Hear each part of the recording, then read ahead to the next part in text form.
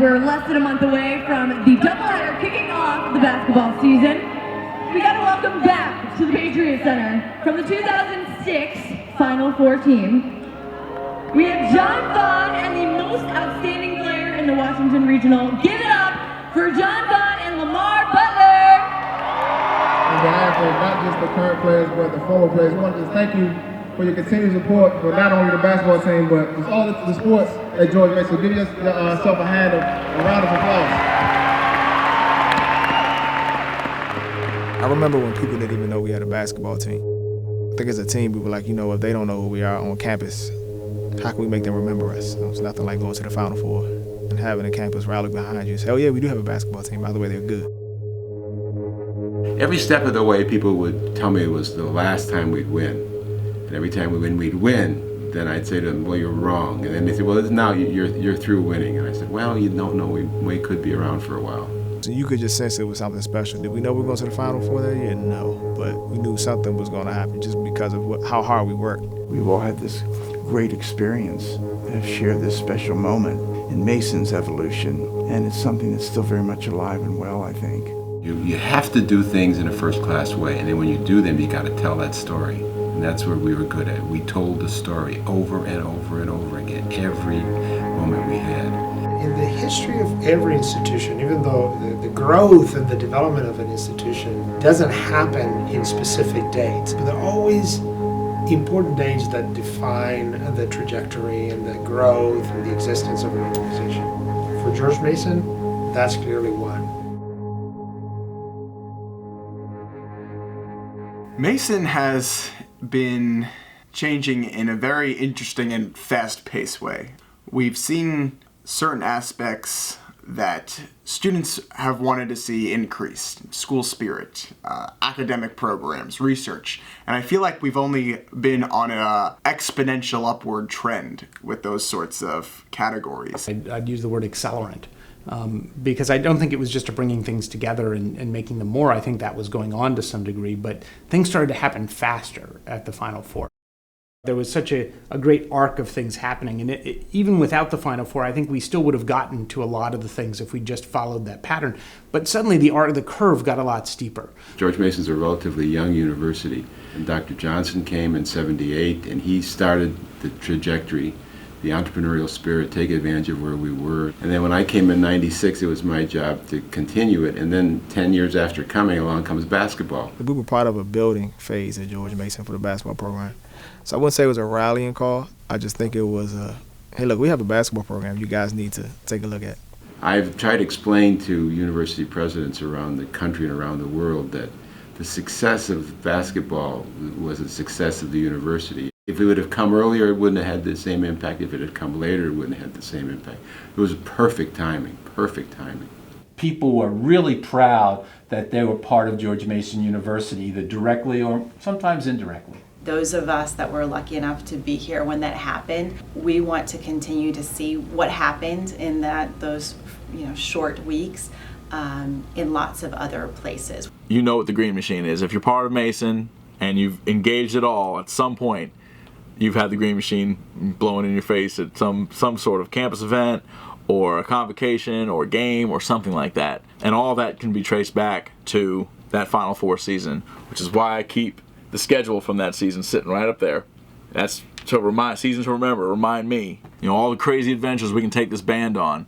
The band exists because of basketball, because of that team and the achievements of that team. Describe that season. So some people like to say magical, but I really wouldn't say magical. I would just say intense. Intense. And Coach L was, he saw something special in us. So he pushed us like no other, and we responded. We had a basketball team that had the right sort of athletic skills, but also they were student athletes. So I remember Selection Sunday.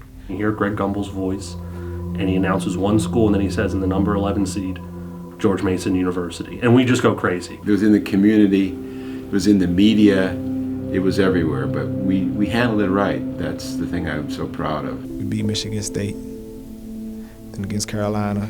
We had already played them 2 years ago. We were confident that entire game. After that, it just kind of blew up. Like everybody knew who they were. They were all over the media. They were labeled the Cinderella team. Larry Nagus saying things about kryptonite and all this. I remember at that point thinking, like, I wonder how those guys are actually handling all the pressure.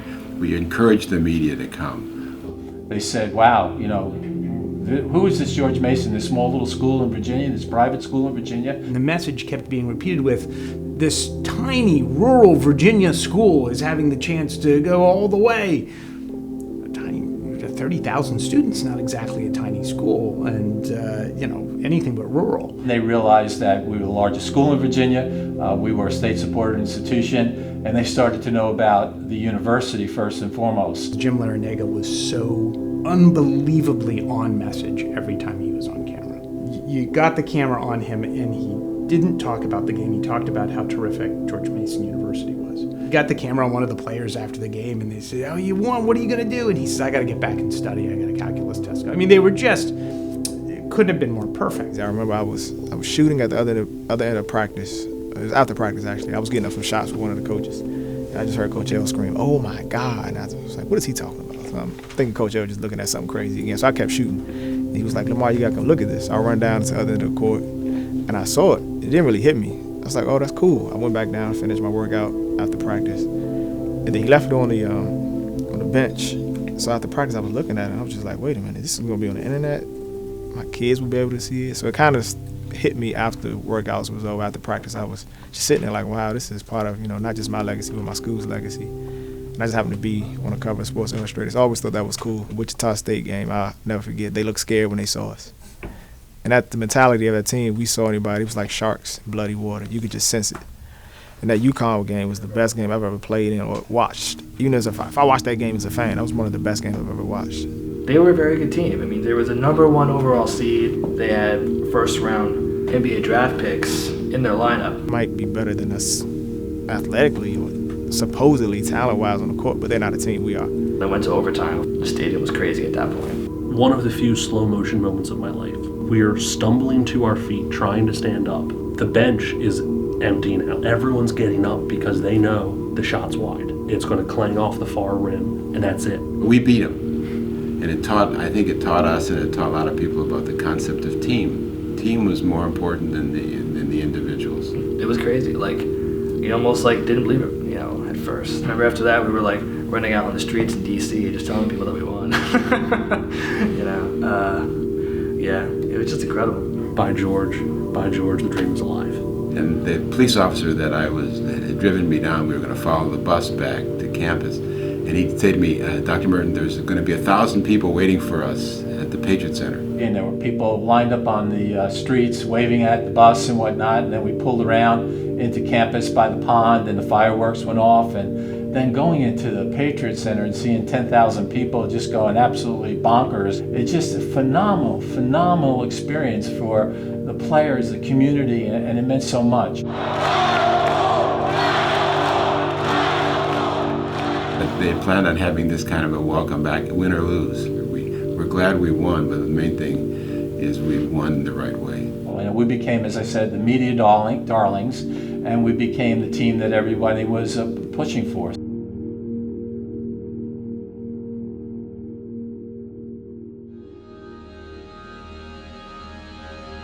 Honestly, we were focused. We went out there to have fun, but we also went out there with a mission to win the game. Just didn't play well.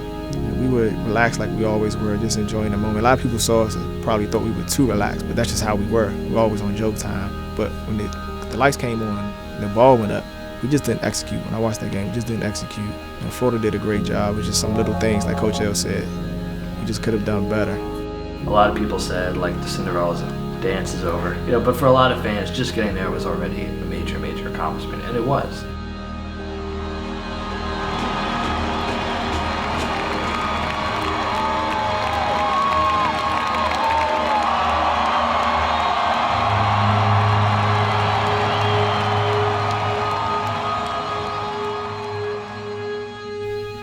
So regardless of, you know, me being affiliated with it, was just great basketball during that year.